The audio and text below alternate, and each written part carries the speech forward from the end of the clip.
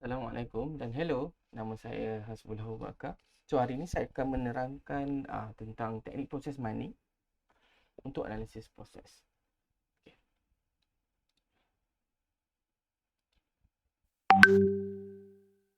So kalau tuan-tuan mesti pernah melihat macam ni, apa yang kita design dan apa yang selalu yang berlaku.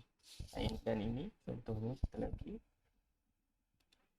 Dan ini dan juga ini. Okay, kenapa jadi macam ni ya? Itu persoalan yang kita boleh tanyalah pada kita. Macam kenapa design, apa yang kita design dan apa yang berlaku tidak terjadi seperti apa kita design. Itu isu yang kita akan lihat lah sebanyak itu banyak berlaku dalam setiap proses. Almost dalam macam kita design sebuah sistem dan macam mana dia digunakan kadang-kadang berbeza.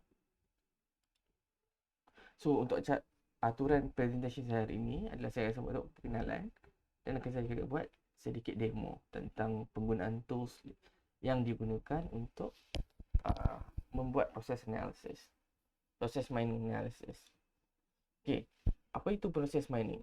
Okay, proses mining adalah teknik sejenis teknik data mining yang kita akan fokus mendapatkan pengetahuan melalui proses dia atau kita panggil event logs lah. Okay, saya akan explain lagi apa itu event logs dengan lebih lanjut lah selepas ini. Okay, so kalau kita untuk memahami proses mining, kita mesti memahami proses mining architecture. Kat mana kat mana proses mining ni berlaku, kat mana dia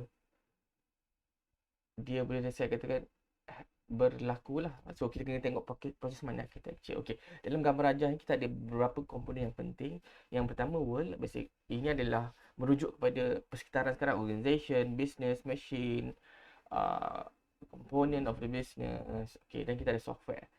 Okay, software ni adalah sesuatu yang capture the system.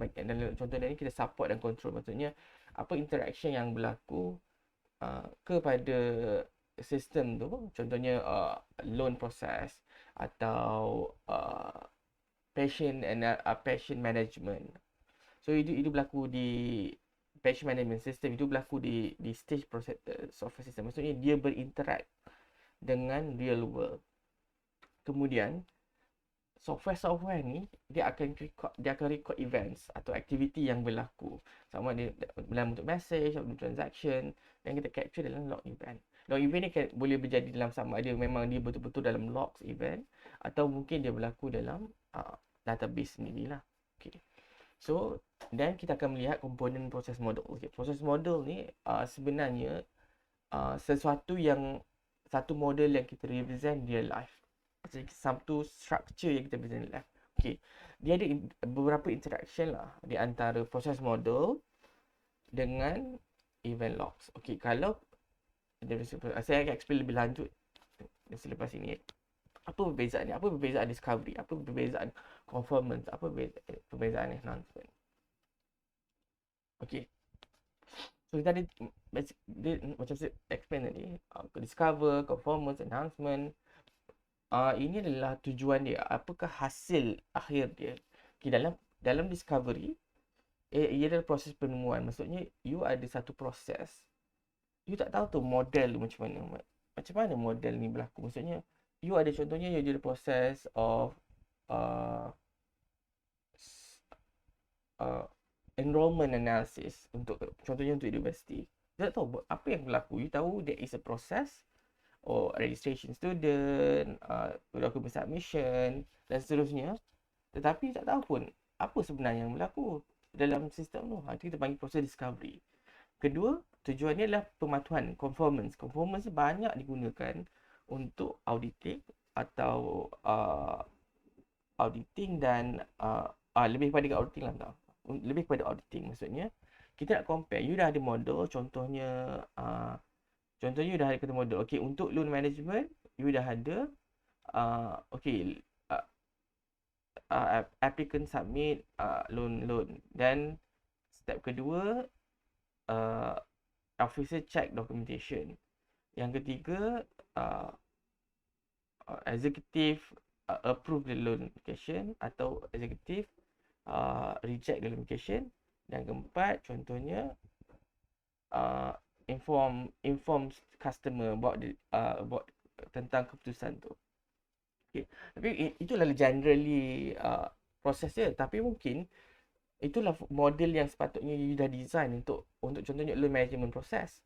Tapi what if one day tiba-tiba daripada loan application, loan submission, loan submission, then dia sepatutnya you akan go through officer check documentation. Tiba-tiba proses ni diterus kepada loan approval or rejection. Tu mungkin ada isu auditing. Maksudnya your model dengan apa reality you try to compare. Ada tak difference? Itu kita masukkan performance. Dan yang ketiga adalah enhancement. Enhancement lebih kurang macam performance tetapi tujuan dia berbeza. Kalau performance lebih kepada pematuhan, auditing purpose, tapi untuk enhancement dia berfokus kepada apa yang boleh kita improve. Contohnya mungkin kalau kita merujuk balik kepada case loan tadi, mungkin kita perlu ke maksudnya perlu ke untuk ada dokumen checking. Contohnya ada persoalan enhancement lah. Ataupun mungkin kita perlukan lagi enhancement, boleh juga merujuk kepada kita buang aktiviti yang tidak perlu, ataupun kita enhance boleh merujuk kepada apa aktiviti yang boleh kita tambah untuk improve the business process. Itu tujuan enhancement lah. Okay, next. Okay, ni adalah saya explain tadi yang ni lah in summary maksud dia. Contohnya you dah ada, kalau dalam discovery you dah ada event logs, then you akan lalui discovery, you akan hasilkan satu model untuk memahami apa berlaku, proses yang berlaku dalam sebuah organisation. Tapi untuk performance checking, you dah ada event logs, you dah ada model tersendiri yang you nak compare, dan you akan buat comparison. Dia akan lebih pada diagnostik, maksudnya penyiasatan. Dan yang ketiga, enhancement, you dah ada model dan yang sama seperti performance, cuma tujuan you adalah untuk mencari new model atau better model untuk memahami sebuah organisasi atau sebuah proses. Okay, baik. Seterusnya. Okay, event. Okay, bila kita sebut tentang proses mining, kita nak measure apa? Kita nak analysis apa? Sebenarnya kita nak analysis event atau acara yang berlaku dalam sebuah organisation. Okay. So kita tengok sini, event adalah terdiri daripada tiga komponen yang sangat penting. Yang pertama case, kedua timestamp, dan ketiga adalah activity. Okay.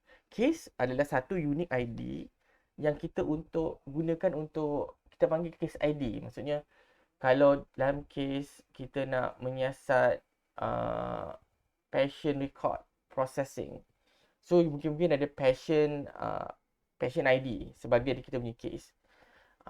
Ataupun kalau dalam student you nak buat analisis application process, mungkin application ID tu sebagai case ID. So varies lah, maksudnya case ID ni bergantung kepada case apa yang kita nak siasat. Kedua, timestamp. Timestamp ni apalah bila aktiviti tu berlaku lah.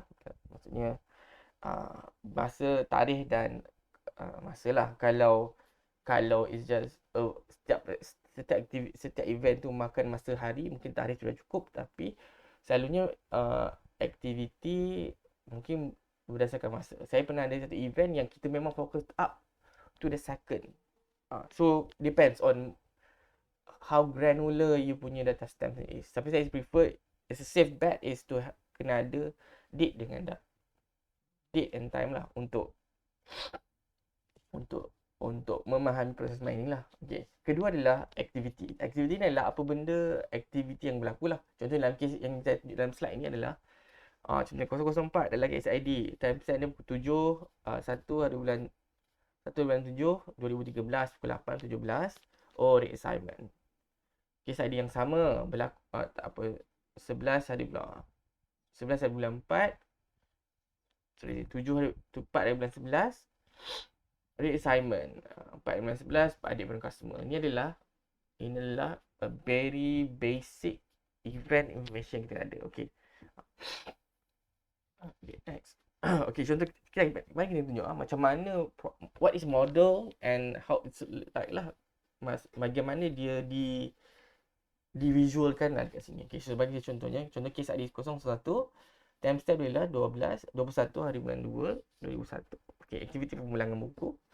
Okay, so kita akan create satu box kat sini. Kedua, pukul 01, pukul 10.30, rekod pemulangan. So kita akan buat rekod pemulangan. Yang ketiga, 01, pukul 10.40, disusun di rak. So kalau kita tengok kalau kita fokus pada 01, pemulangan buku, rekod pulangan dan disusun di rak. Okey. Ini adalah satu aktiviti. Satu aktiviti lah. Ni mana satu event lah. Okey, satu event. Kedua, kita tengok 002 sebagai event yang seterusnya. Maksud event daripada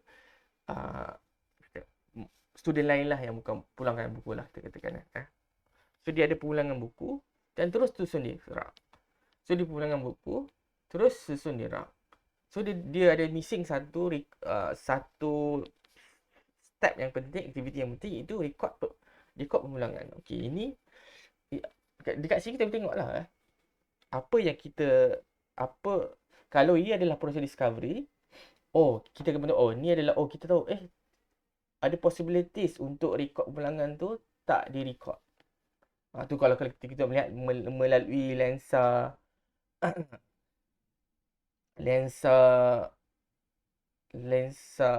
discovery. Tapi kalau kita melihat melalui lensa conformance, contohnya you ada step pemulangan buku, rekod pemulangan dan seterusnya. Ini adalah 3 step yang wajib dipatuhi. Tiba-tiba ada satu event dia tunjuk tak ada rekod pemulangan, there must be something wrong. Mesti ada something yang tak betul. So kalau kita melihat dari case conformance atau diagnostic, kita akan melihat benda tu. That's the lens kalau kita buat analysis model lah. Okay. Seterusnya. Okay. Inilah jenis-jenis lah. Maksudnya aktiviti yang boleh buat, data yang diperlukan untuk buat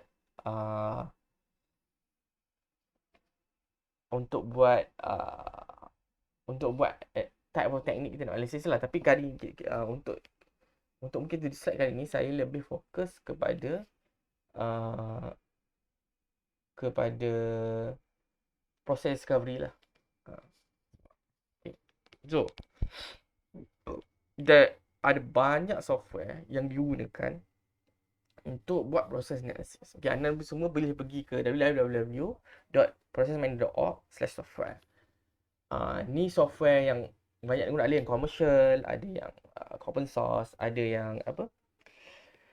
yang free for academics but license for commercial purposes. Okay, so ini adalah sampel summarization yang saya pernah tengok.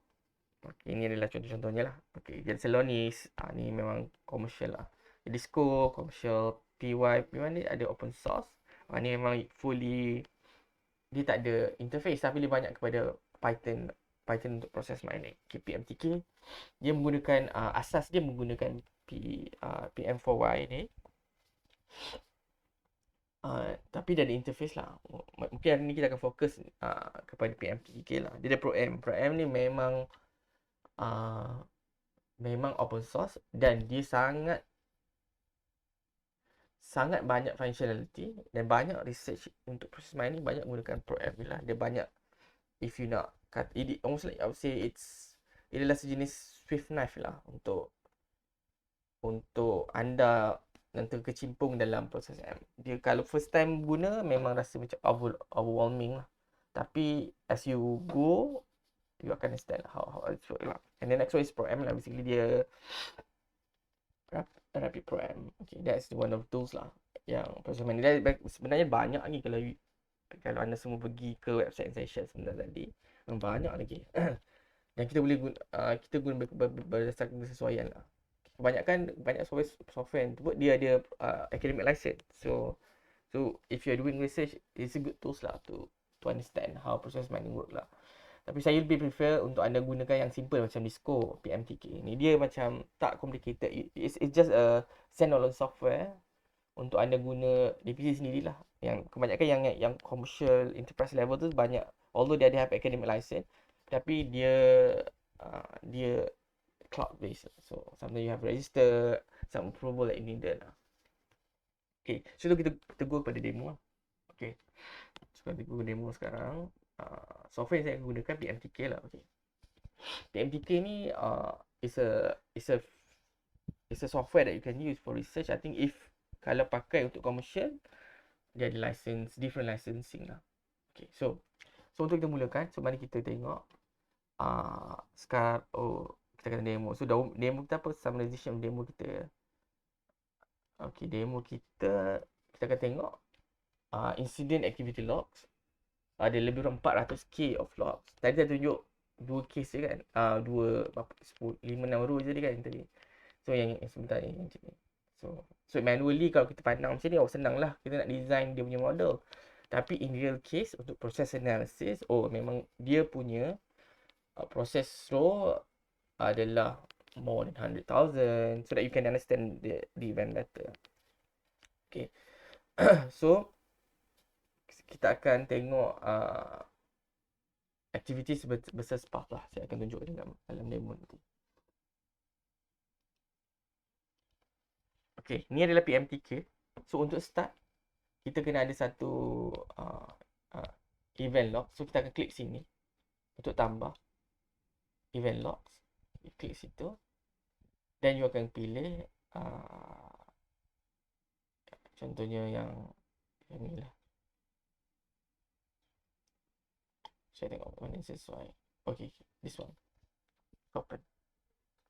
Okay. Kita open. Okay. Saya panggil ni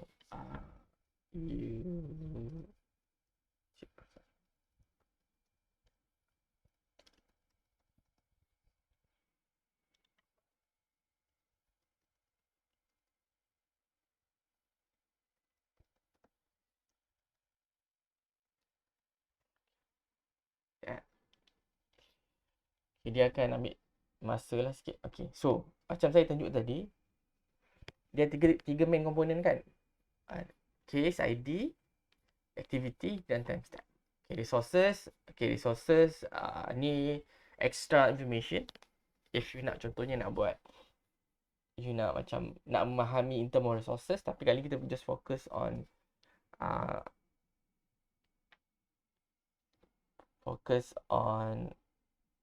the most one. Tapi I say why not we try to look at the resources as well lah. Okay, mari kita fahami ya. So maksudnya kita ada case, kita ada timestamp which is dah di cover. So secara automatically sistem ni boleh detect lah yang mana dia rasa timestamp, mana dia rasa case ID ke apa kan. So kita dah ada timestamp. So this is one case ID macam saya cakap tadi. Incident ID kita adalah case ID. Okay, activity kita adalah ini case ID. Ni klik sini, activity sini, klik sini. Okay, incident ID kita ada timestamp. Okay, klik sini, kita tengok resources lah. Siapa data apa yang kita pakai untuk resources ni. Resources ni banyak merujuk kepada kalau you buat mesin, akan mesin. Kalau proses tu diproses oleh manusia, maksudnya kita akan buat team atau individuals name lah. Okay, so kita akan start import.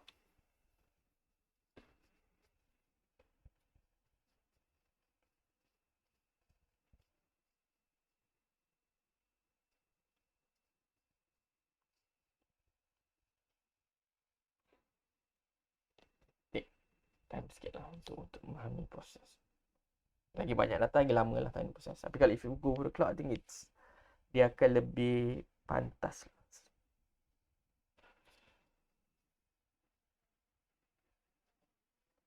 Sebentar. Take some time untuk proses data ni. Okay, sebentar saya explain lah. So macam saya cakap tadi, PM4Y ni adalah base kepada software ni lah. Maksudnya software ni as interface. Kita ada PM4Y ni sebagai so-called algorithm dan back end untuk memproses data sehingga so that kita boleh memahami data dengan lebih baik lah. So bila you guna PMTK ni, dia adalah sejenis process mining prompt. So you have to do some coding untuk untuk dapat uh, dia punya dia punya dia punya result lah. Oh,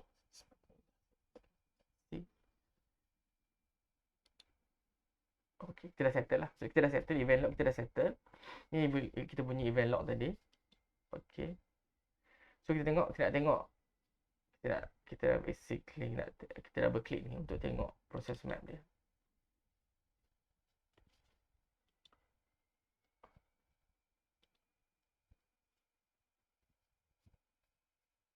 Okay.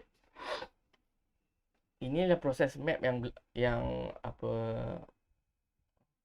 yang adil lah. Maksudnya bermula dengan assignment. Ni kita panggil activity, kita panggil path. Okay, so in general, untuk memahami kita okay, ni lebih bagus. So, kita punya path ni di-create berdasarkan frekuensi, berapa kerap dia berlaku. So, maksudnya kalau kita masuk ni daripada start ni, maksudnya daripada benda tu start, maksudnya dia tak ada apa, start dengan assignment. Maksudnya setiap incident logs bermula dengan assignment. Kemudian berakhir dengan end dengan close. Maksudnya dia tutup dan akhir lah. Habis maksudnya lepas tu tak ada aktiviti dah. Maksudnya start ni, sebelum ni tak ada aktiviti lain. Okay. Kalau tengok sini, ada there's a few activity kan, yang saya rasa yang lebih yang telah ada dalam software tersebut. Tapi kalau kita tengok logik ke macam kenapa sikit sangat aktiviti ni? Semua tu disebabkan kita punya activity filters. So kalau kita ada contoh, kita nak tahu semua path yang wujud dalam ni, kita boleh adjust ni, and sistem kita akan do the adjustment. Okay. Maksudnya nak tengok, ni banyak path ni. Semua path yang berlaku, maksudnya masuk kat sini, banyak assignment. Maksudnya if you move here, you akan nampak lah assignment dia. Okay. So kalau you nak tengok semua aktiviti, you buat 100%. Anda tengok semua aktiviti dan semua path yang berlaku. So saya akan tunjukkan, nak tengok, maksudnya nak tengok 100% aktiviti dan 100% path. Okay.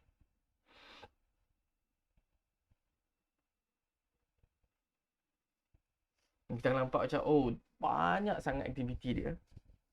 Macam tadi kita lebih kurang 4 atau 5, 6 kan. Ni dia akan tunjuk saya nak tengok semua 100% ada dekat service ID. Kita akan tengok assignment, kita ada quality indicator fixes, there's so much activity, terlalu banyak activity. So inilah basic macam mana kita nak tengok proses mining tu berlaku. So kita boleh adjust lah. Macam kita kalau nak tengok semua sesuai ke? Kalau penyiasatan mungkin sesuai. Mungkin okay, kalau untuk kita tengok aktiviti yang 50% lah paling frequent berlaku. So kita boleh adjust aktiviti dan path ni.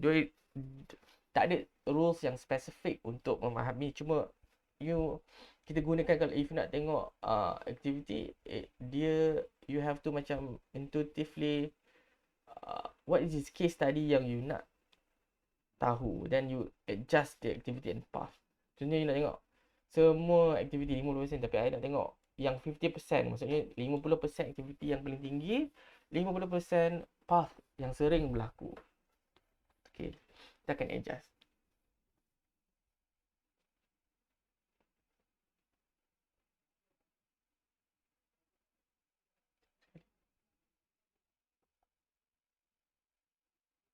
So ini adalah path 50% path. Tadi ni complicated, nampak kan? Tapi sekarang lebih kurang sikit complicated, tapi still complicated. Ini sebenarnya ada banyak aktiviti lagi yang berlaku dalam proses mining ni lah. Okey. Itu sahaja setakat ni. Mungkin selepas ni saya akan tunjuk cara untuk memahami lah proses mining lebih lanjut. Apa yang dimasukkan path, apa yang dimasukkan dengan aktiviti. Macam ni kita nak filter data ni supaya dia lebih kita boleh lebih memahami data lah. Tadi saya sebut tadi, saya tunjuk aspek theoretical tentang proses mining ni, dan saya tunjuk macam mana nak generate proses mining ni, proses mining model berdasarkan data yang kita ada. Dan saya tunjuk, last kali saya tunjuk model yang telah terhasil lah. Jadi, untuk kita investigate proses mining dan kita memahami apakah isu, especially like incident management, mungkin saya akan explain dalam sesi yang akan datang. Terima kasih.